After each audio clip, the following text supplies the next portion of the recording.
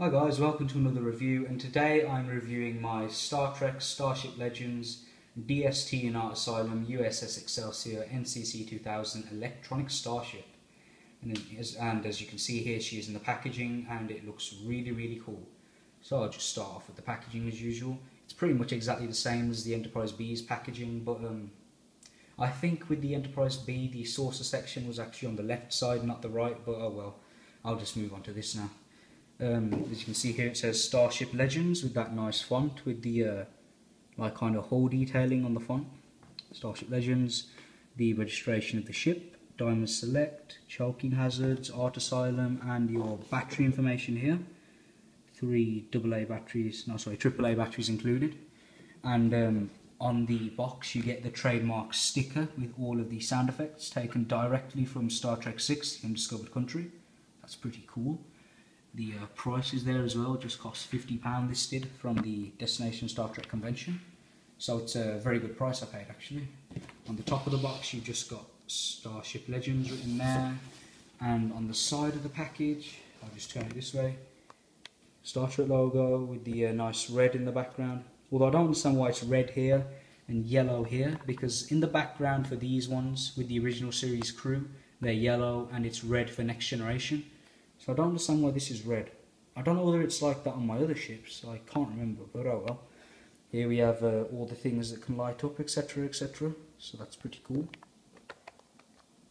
It says, I'll just read it out to you because I can't really get a good view of it because of how long the box is. It says, authentic sound effects and movie dialogue, light up warp engines, main deflector, impulse engines and impulse deflection crystals.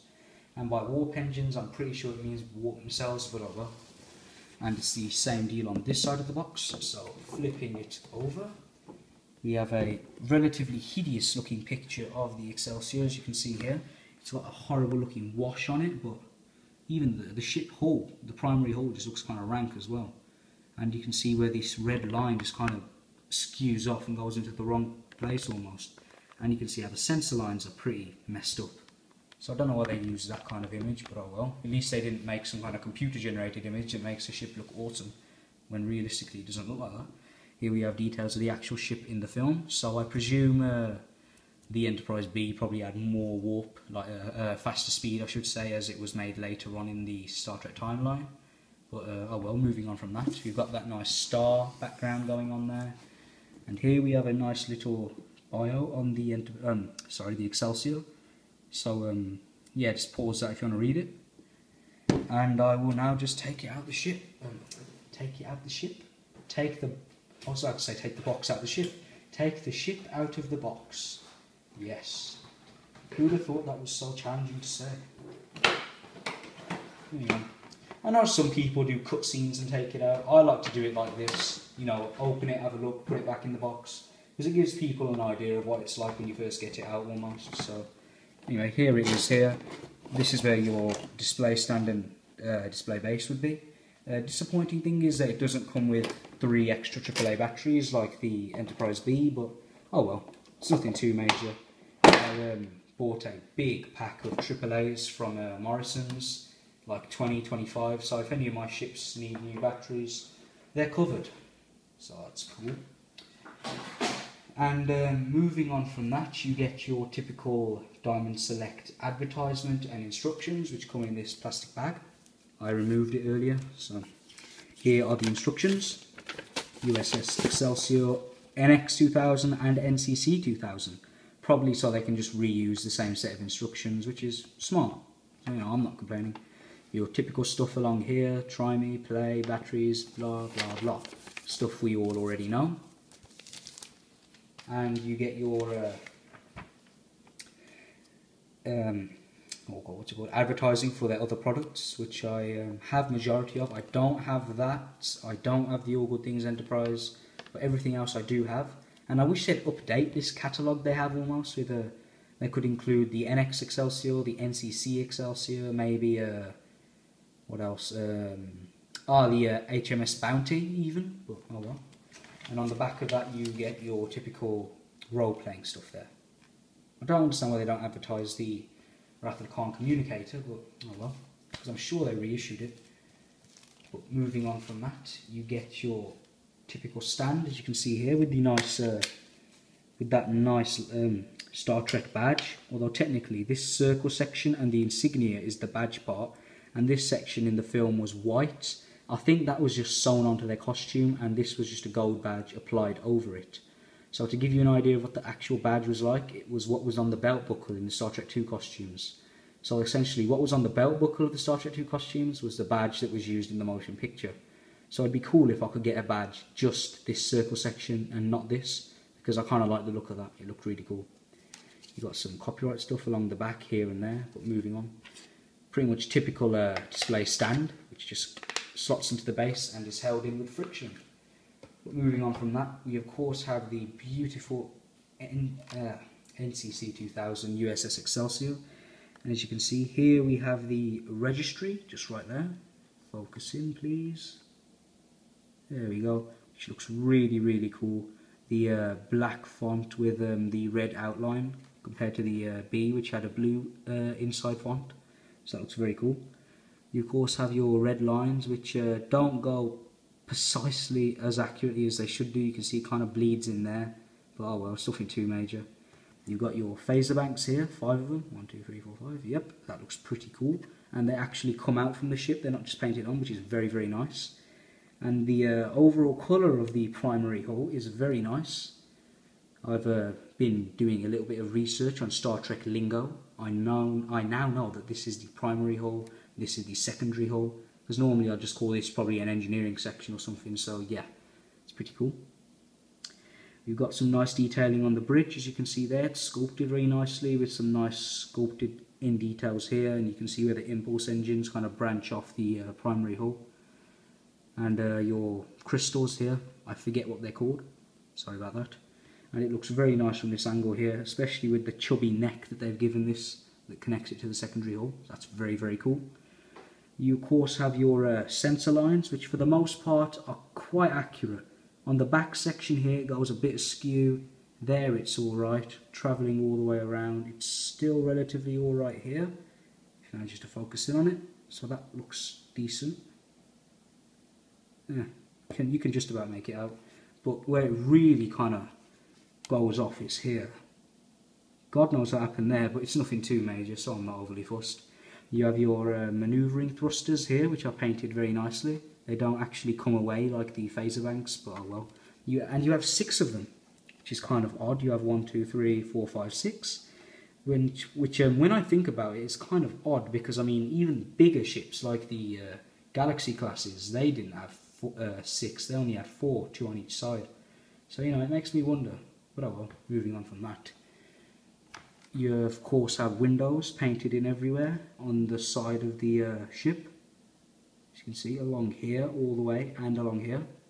And you might have noticed this, there is a bit of brown kind of goopy goop. I'm not sure what it is, but there it is. There and there. I tried to remove it with some spirits and then a Brillo pad, but it still wouldn't come away. However, in the process I did manage to scrape these windows off, so I just put them back on with a Sharpie. And it actually turned out quite nice. I can hardly even tell, apart from the fact that they're a bit darker than these windows, but I don't really mind. But moving on from that, here we have the bottom of the ship. We have more phaser banks, 1, 2, 3, 4, 5, so that's pretty cool. You have your registration there, just NCC 2000. And I forget what this is called, but they've painted in an almost Aztec pattern. What it's called, I can't remember, but it looks very nice. Don't really like this here. It looks like it's meant to be stuck in a bit closer, but nothing too major. It's on the bottom of the ship, so I'm not that fussed. Turning it around as well, just to give you a quick look at the impulse engines. They look very nice. They look deadly almost, because with the B it had 4, it just kind of looked a bit too much. But with just 2, it looks very nice, especially with these bits sticking out. It looks mean. So that's very, very cool. And of course your primary hull, which has a slight problem here, as you can see. There's a gap, but if I push it, it does kind of stay shut, but it's nothing too major, so I can live with that. And it says Starship U.S.S. Excelsior, United Federation of Planets. And the quality control on this side of the secondary hull looks very, very nice. The windows are painted nicely. The baby blue is all very, very nice looking there. The neck also looks mean from the side because of how fat it is. It just looks awesome, I think. And of course on the bottom you have just more detailing and stuff. What are these, like mini phaser banks maybe? I'm not entirely sure, but oh well. If they are, just tell me down below because it's a pretty cool idea. And on the side here, of course, you get your photon torpedo tubes. As you can see, oh, I think that's what they're called anyway. The left one looks really, really nice, although it does bleed off a little bit just above my fingernail, but it's nothing too major. And here we have the right one. And they look very, very nicely done. What these are, I'm not sure. It kind of looks like somebody that's just got a bit of a fright. There's the mouth, there's the eyes. They might be more photon torpedo tubes, but I'm not entirely sure. Regardless, it looks very, very nice. And here we have the deflector dish, which looks awesome. It's got a dark blue, which kind of makes it stand out from the rest of the ship, especially considering it's a different shade of blue. If I turn it this way, you probably get a better view. There you go. It looks awesome, especially since they've actually got sculpted in detail of lines and stuff like that, as you can make out. And it just looks really, really badass. And of course here's where you screw it together, but they've masked it relatively well with these kind of plug holes, so that's pretty cool. Here is where you will put the display stand, battery compartment, and this is to switch it from play to try me. Got some more of that kind of painted on Aztecing, which looks very, very nice. And here we have this, which is sculpted in a nice kind of dark bronzish silver. God knows what's wrong with my words there, I'm slurring them like mad. Of course there, that looks very nice. The battery compartment's even detailed on the inside, so that's pretty cool. Turning it this way, on the warp pylons, you've got some nice detailing on the bottom, which is also on the top as well. I'll show you that soon. Here we have some copyright stuff, which is sculpted on, but at least it's sculpted in white, so you can't really notice it. I'm not overly fussed.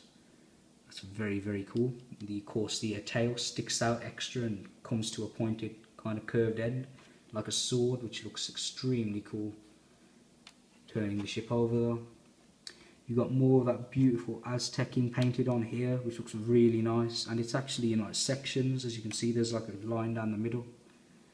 And there's that same detail carrying on here, on the top of the pylons, which looks very, very nice. Got some more windows here, which looks very, very cool.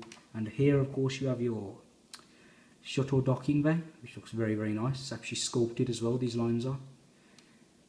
And moving to the nacelles, you've got that nice red line going along there. They're curved at the edges instead of having those sticky out things like what the Enterprise B had. And here it simply says NCC 2000, United Federation of Planets. On the inside there and on the outside, well, technically outside and inside, but oh well. So that looks extremely cool. And the nacelles as a whole, they are so straight. I mean, it looks a little bit bent because I think that's the way I'm holding it, but trust me, they are completely straight. It looks fantastic. And of course, the pylons do curve out here, which looks very, very nice. So yeah, that is awesome. So if I just put her on the display stand now, I'll just run you through the sound effects that this ship has. What I'll do is I'll just play the sound effects and then I'll try and capture all the lights and everything because there's a lot of movement and stuff involved, so yeah. I'll just hold it like this. Captain's log, U.S.S. EXCELSIOR, Hikaru Sulu, commanding. Well, I'll tell you what, actually, I'll just take it off the display stand because it might be a bit easier to get it in the camera as well. And a problem I do have with that first sound effect, if I just switch it to try me and turn it back on again, is they've filtered out most of the sound effects in the background, but you can still hear some random crewman talking while he's starting, as you listen now. Oh god, what's happened there? The button's a bit unresponsive as well, I find. There you go, to reset it if you put it onto the lights on mode. So now it should start from the first sound effect. Captain's log, U.S.S. EXCELSIOR, Hikaru Sulu, commanding. Yeah, you hear someone say one and something else in the background, which is kind of irritating. I'd rather they filtered it all out so I can only hear George Takei as Hikaru Sulu, but oh well, it's nothing too major. And as I was saying about the button, you have to really give it a good push Like with the B, it had the same problem, but I think this one's a bit worse. But here are the rest of the sound effects. I'll just turn it this way so I can get a better sound, as these are the speaker holes. There's the deflector, looking very, very cool. On screen, magnify. Shields! Shields!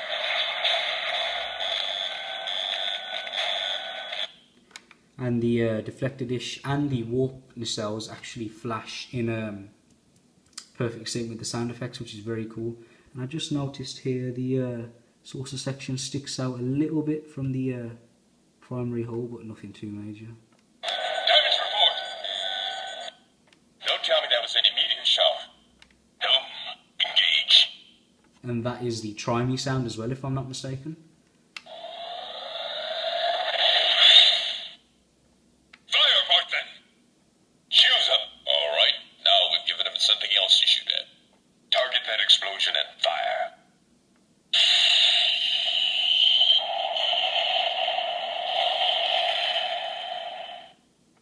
Nice to see you in action one more time, Captain Kirk. And that is just awesome, especially that last sound. And you know, I don't understand how this didn't hit me before, but looking at it now, the sound effects, they are so bloody loud compared to all my other ships. They've changed the speakers out or something, because this is extremely loud. Because I knew it was a bit louder, but only now in the review it's finally hit me how much louder they actually are. And as you can see, the nacelles are actually a bit of a darker blue compared to the rest, which looks cool. But yeah, the sounds are just insanely loud. And it's just awesome as a whole. And on a side note, I did think, as with the first releases of the Enterprise B, they wrote Starship, U.S.S, Enterprise, no, Excelsior, United Federation of Planets. I thought maybe it'd be funny if they accidentally did the same thing here, except they wrote Enterprise instead of Excelsior. Luckily mine said Excelsior. It would have been kind of funny though if it did say Enterprise, but I will. Zooming back out. This is an awesome ship, and I'm just going to put her into a lights on mode. There you go. And the problem I find, before I show you that, with the fact that the bridge is so unresponsive, the button, it has a bit of silver paint on the top, which is slow. Well, actually I think it's sculpted from a silver plastic, and it's starting to fade away. The paint is on the top of the bridge, because I actually had to put a lot of force on. You can make it out there. So yeah, I wish I'd sort that one thing out, just buttons. Here you have your dilithium crystals, I suppose, and you can see the impulse engines. You can clearly see it from the top. It does bleed out ever so slightly, but it's nothing major. And if you look here, there is a bit of sculpting mishap there, but nothing too bad, just on the top of this, but it's nothing too major. And of course you have your impulse engines, which light up a mean looking red. That was very cool. And just the warp nacelles, they look fantastic. It really does. I'll just put her on the display stand now. In Star Trek, I have a lot of opinions. For example, Picard or Kirk. Picard is a better captain, but I prefer Kirk, because he was the first captain I was introduced to. My favourite costume design, the original series. However, I think that the best one, that is my personal favourite, but I believe the most professional looking one is the ones that they started using from Star Trek 2 onwards, and they stopped using in number 6, and they occasionally used in a few other episodes in Voyager and Next Generation, etc, etc. And my favourite Enterprise is the original series one. Now you're probably wondering, why am I telling you all this? Because I have my personal favourites, but I also have opinions, like, I don't know, I prefer Coke to Diet Coke, but I'd still drink Diet Coke. I don't have anything against it. Pretty crappy example, actually. Forget I ever said that.